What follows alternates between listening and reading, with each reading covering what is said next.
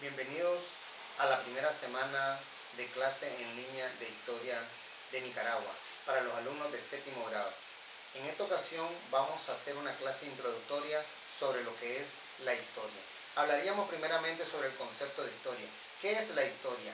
Existen dos conceptos, un concepto antiguo y un concepto actual. El concepto antiguo nos dice que la historia es la ciencia que estudia los hechos del pasado y ahí se quedaba, no pasaba a más.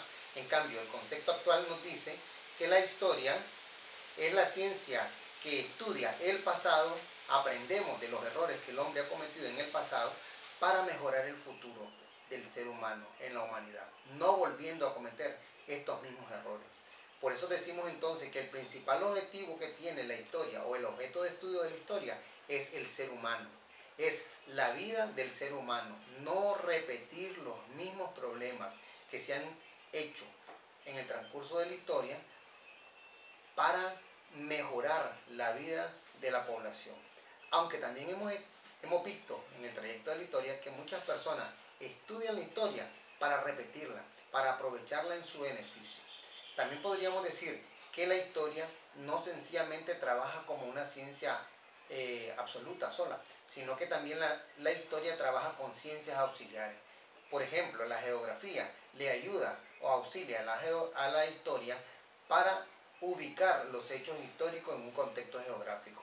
También tenemos que la sociología, la economía, son ciencias auxiliares de la historia, que le ayudan a entender cómo el hombre se comporta en sociedad, cómo el hombre produce y por qué han sucedido tantos hechos históricos en el trayecto de la vida. También podríamos decir que existen muchas ciencias auxiliares más que le vienen a fortalecer el conocimiento a la historia. Pero decimos de que la historia no podría ser nada sin sus fuentes. ¿Cómo la historia tiene o cómo los historiadores tienen esa información? ¿Cómo la obtienen? La obtenemos por medio de las fuentes. Las fuentes son los diferentes objetos, edificios, testimonios, fotografías, videos, etcétera, que nos van a servir a nosotros para testificar o para dar fe de lo que ha sucedido y así poder escribir la historia. Por ejemplo, nosotros tenemos en nuestra ciudad de Masaya una placa frente al Parque Central de Masaya donde dice: aquí fueron derrotados los filibusteros de William Walker. Esa es una fuente histórica. Ahí nosotros estamos viendo de que esa placa, ese monumento, esa pared, esa casa nos está dando fe o testimonio de un hecho histórico en Nicaragua, específicamente de la batalla de San Jacinto o de la intervención norteamericana de William Walker en el año de 1856. Y así encontramos muchos edificios o monumentos que nos dan fe de hecho. Hoy en día nos sirven como fuentes de la historia la tecnología, las TIC, los celulares, las tablets. Hoy en día podemos observar nosotros que todo lo que está sucediendo en Nicaragua está siendo fundamentado por medio de la tecnología, videos, fotos de todos los sucesos de Nicaragua, para que el día de mañana ustedes como estudiantes y como seres vivientes, ciudadanos de este país, puedan testificar estos hechos históricos que estamos viviendo en la actualidad. Por eso decimos de que la historia está basada en sus fuentes, de ahí lo podemos sacar. También podemos encontrar documentos antiguos. En el caso de Nicaragua, encontramos a veces en los archivos históricos, en los archivos de las iglesias, en los archivos en las bibliotecas municipales, encontramos algún documento que fue firmado por algún presidente.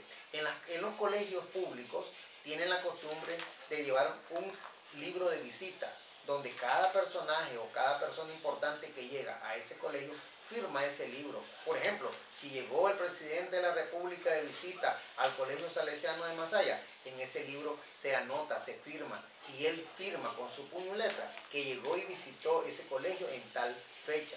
Eso es una fuente de la historia de nuestro colegio. También podríamos decir que la historia de Nicaragua, hablando ya específicamente de historia de Nicaragua, está dividida en tres grandes fragmentos.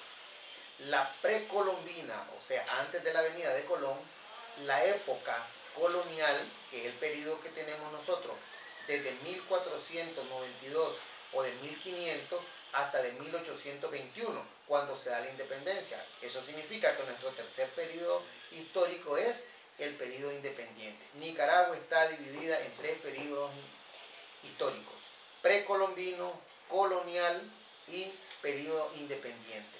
El periodo precolombino inicia con la venida de los primeros pobladores, de los que tenemos vestigios, las huellas de Acahualinca, 800 años, 1000 años antes de Cristo. Y termina con la llegada de los primeros conquistadores, 1492, 1500.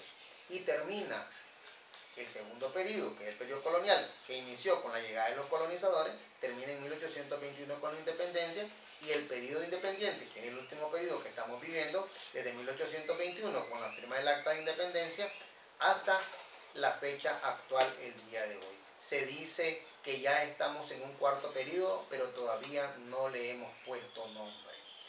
Les recomiendo que completemos la guía de estudio, las preguntas que se les asignaron, y que completen una línea del tiempo, agregándole las características que tienen cada uno de los periodos históricos de Nicaragua. Muchas gracias.